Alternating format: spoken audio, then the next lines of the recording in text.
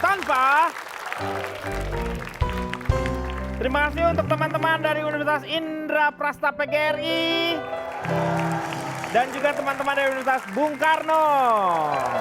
Terima kasih ya. Sekarang kita lanjutkan lagi tentang momen-momen di bulan puasa selalu menjadi satu hal yang bisa diceritakan ataupun mengulang di setiap bulan Ramadannya. Kebiasaannya Musdalifah kalau di tempat Musdalifah di Pinrang misalnya. Kebiasaan saya sih biasanya Gigitin beduk. Masa gigitin beduk? Beduk. Kan tikus musola. ya saya biasanya itu Pak saya itu mandiri Pak, nggak pernah Oh, minta uang sama mama atau bapak gitu-gitu buat jajan segala macam. Karena kalau saya pergi taruh itu Pak, saya nggak ikut sholat, saya malah jualan takjil juga di bawah Pak. jadi kamu tuh taraweh nggak taraweh tapi malah Jualan takjilnya udah Iya. nggak laku dong. Kan udah buka. udah buka. Orang mah sebelum buka Enggak. jualan Ini, Pak. takjil, oi. Enggak, udah Mana taruh mana Pak. buka lapaknya deket imam lagi, Pak. Ya udah, Mengganggu orang sholat tuh. udah taruh. Ya di luar lah. Di masjid kan nggak boleh ada kegiatan di bawah, Pak, jual kan. beli. Kan di masjid di Pinrang itu kan gede banget gitu ya Pak ya. Terus banyak orang yang jualan tasbih, kurma-kurma Oh, gitu Pak. Nah ada ha-ha. satu teman aku tuh namanya Edil, dia jualan gitu Pak. Nggak Jual- pernah. jualan. Jadi ya jualan kurma segala macam gitu, kopi. Kamu harusnya nggak boleh kalau taraweh ikut taraweh. Karena mereka ketika mereka taraweh juga siapa yang mau beli, orang pada taraweh semua. Aku kerasukan setan dulu Pak. Jadi aku kalau sholat tuh ada yang bisikin, gak usah sholat, jualan takjil aja di bawah, Nah, bantuin itu. teman. Oh iya gak usah sholat dah, buang-buang waktu, bete gitu. Jadi aku turun ke bawah Pak. Iman ting- kamu itu masih tingkatan. lemah. Iya iman Tingkatannya seperti itu. Nanti kalau kamu taraweh itu kayak itu, udah yang ini nggak usah ikutan lagi. Terus emang begitu kamu naik biasanya ya yang ngegodanya juga si setannya juga naik juga tingkatannya. Itu seperti itu juga, Pak Denny. Loh, Saya lihat- masa bapak kan yang ngegodanya kenapa jadi bapak ngerasa digoda? Iya benar. Justru Benar, Pak Kang Denny, setan dia yang bisikin. Dia malah kebalikan, setan dia yang bisikin malah. Dia yang bisikin setan Pak. Dia yang bisikin setan. Makanya kalau ada Pak Jarwo, setan aja langsung, itu tuh ada Pak Jarwo tuh. Pada pikir dia. Kalau Narji gimana Ji? Kalau saya Apa yang yang momennya paling tuh? nggak bisa saya lupain itu kan bapak saya itu dulu nyewain alat-alat pesta, layar tancap segala macam. Tenda-tenda.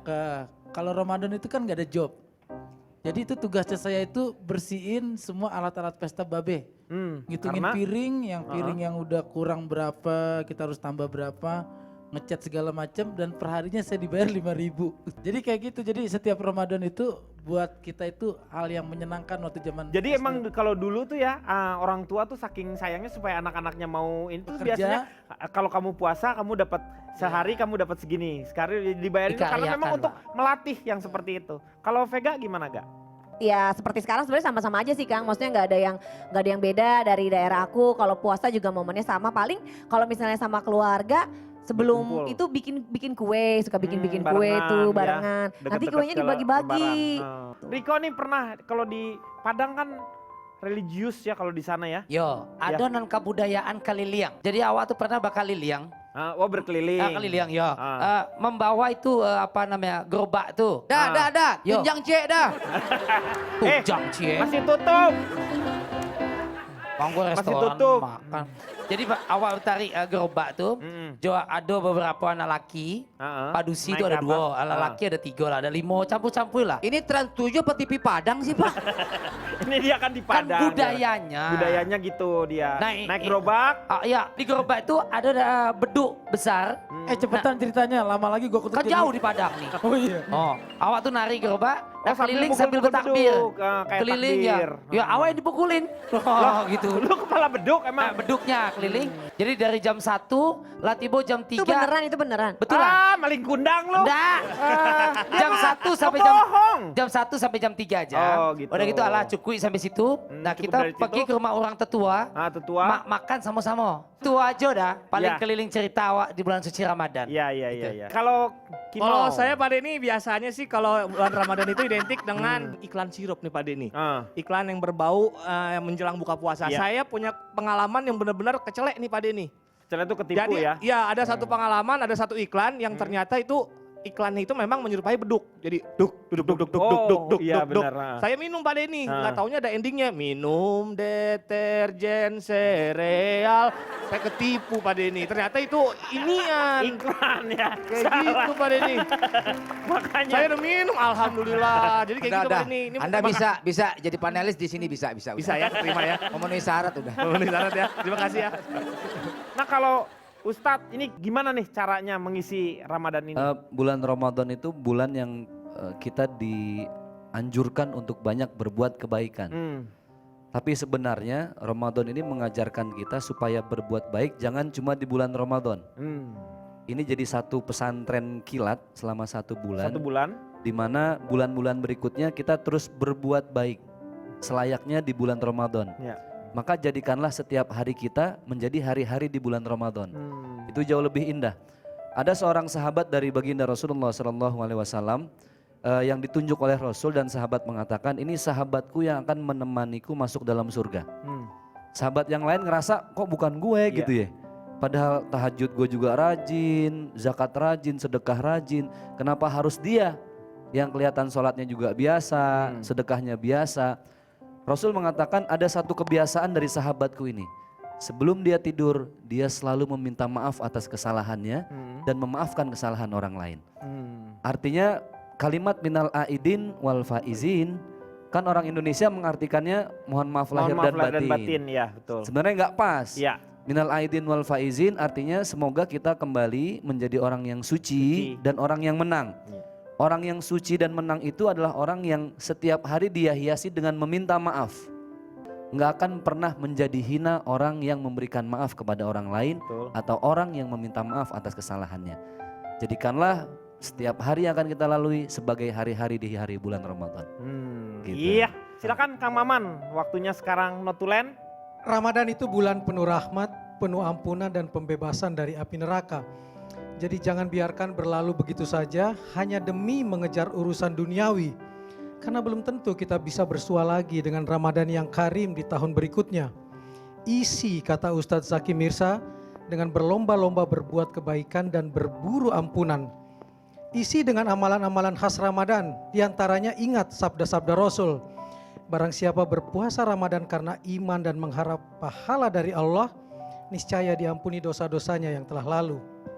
Barang siapa melakukan sholat malam pada bulan Ramadan karena iman dan mengharap pahala dari Allah, niscaya diampuni dosa-dosanya yang telah lalu.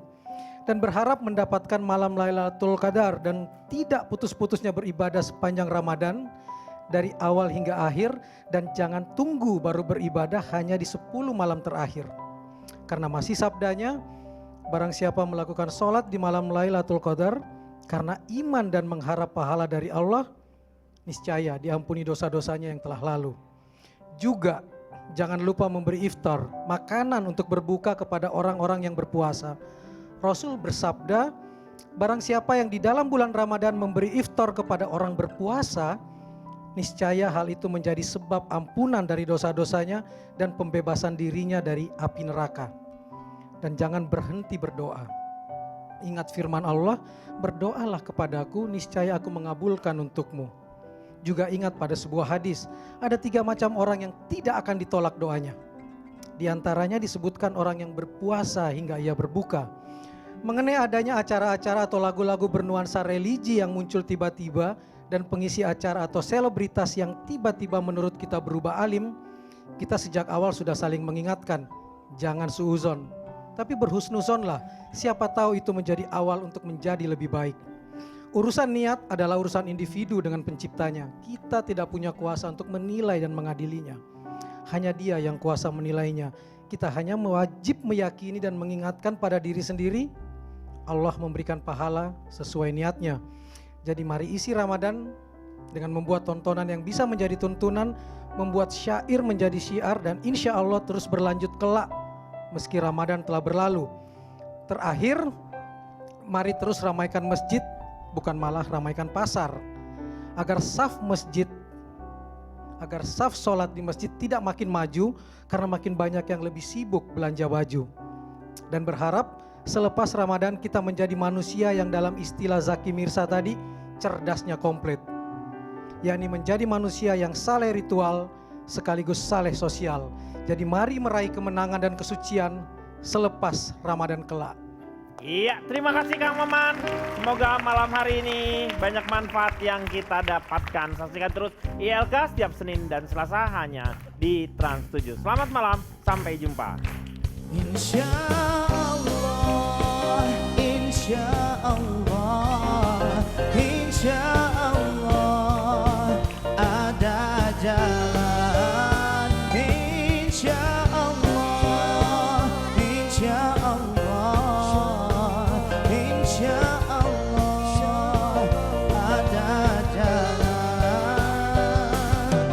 Every time you commit one more mistake, you feel you can't repent and that it's way too late. You're so confused, wrong decisions you have made. Hard your mind and your heart is full of shame, but don't despair.